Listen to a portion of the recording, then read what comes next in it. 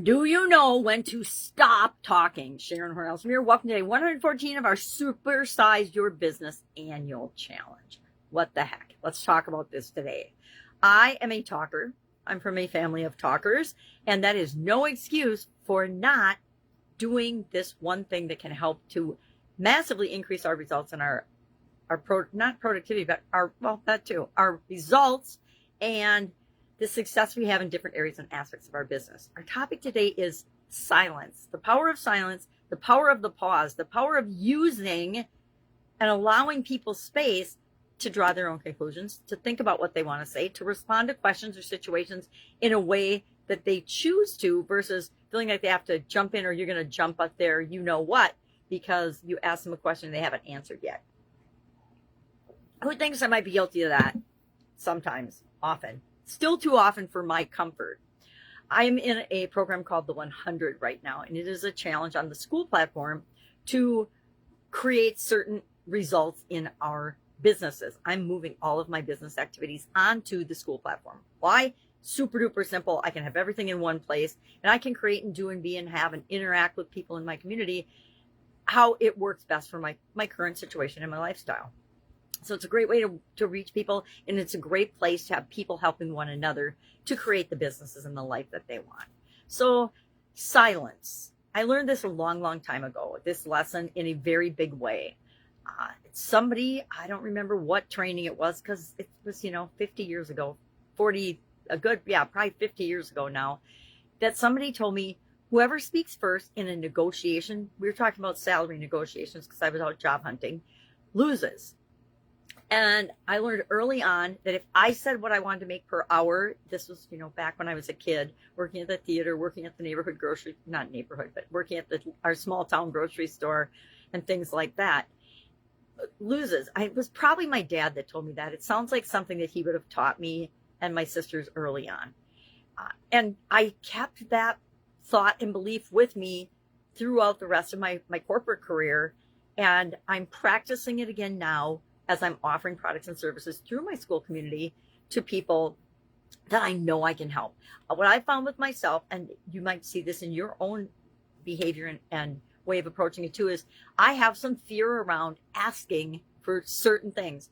I have some fear around certain types of communication because they make me uncomfortable, right? If somebody's having a super emotional episode and it's something I can't relate to, but pretty much everything at this age I can relate to, I tend to want to fix it. I am definitely a fixer and a problem solver. We have a saying in our family, we are a problem-solving family. We jump from the problem to the solution as quickly as possible.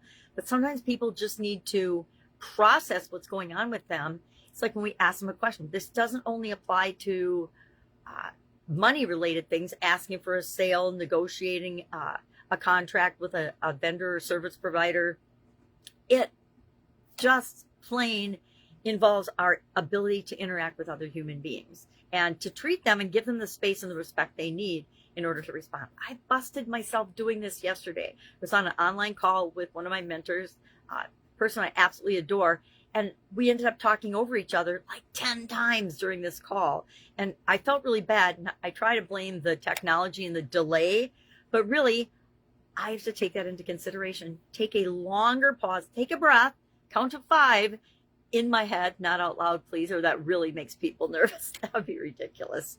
I might try that on one of my friends or my kids or something, just to see what the impact or how it works out.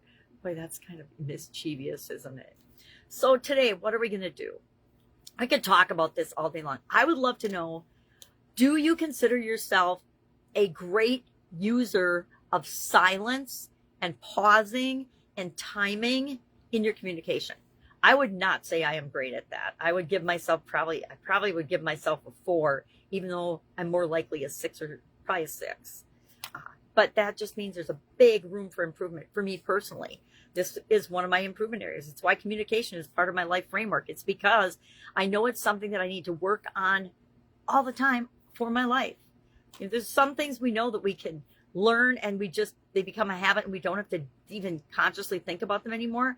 But then there's other things, core skills like communication and confidence are things I personally believe we need to always be building on, always be, it's like a muscle. We need to always be exercising those skills. So today, what are we going to do? When we share a price of our product or service, we make an offer to somebody today, even if it's an offer to be involved with our business in some way, shape, or form, we are going to pause and let them respond. We can do this every time we ask someone a question. I don't know about you, but I do every once in a while jump on people before they have a chance to think and formulate and then answer the question. What a disrespectful, rude behavior. And I think if I videotaped myself, I would see myself doing more of it than I'm even consciously aware of. And so there is a habit that I'm personally going to work on today. How do I increase my use of silence and pauses where appropriate? If we're giving a presentation, do you give a presentation and just rush right through it and then I'll take questions at the end? Or do you pause appropriately throughout the communication and the message you're trying to get out there so people have a chance to process it and think about it and say, yeah, that applies to me, or boy, this is how I could use this in the situation or in a situation I'm dealing with back in my department. So fun topic. I like this topic. I like the topics. Okay. I like the topics where I know I need to work on them too, because together we can create any result that we want. And if I'm working on it too, guess what? I'm going to find the best solutions and share them with you. So today, pay attention to how you're using silence and pausing. And I think the more direct, we talked about this yesterday, personality types and styles.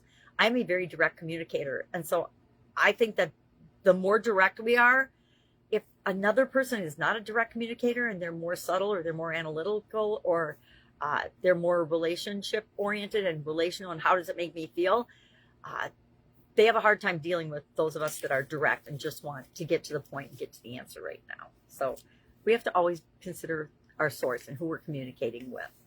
All right, share in the comments below. You can share on a scale of 1 to 10 how good you think you are at using silence and the pause.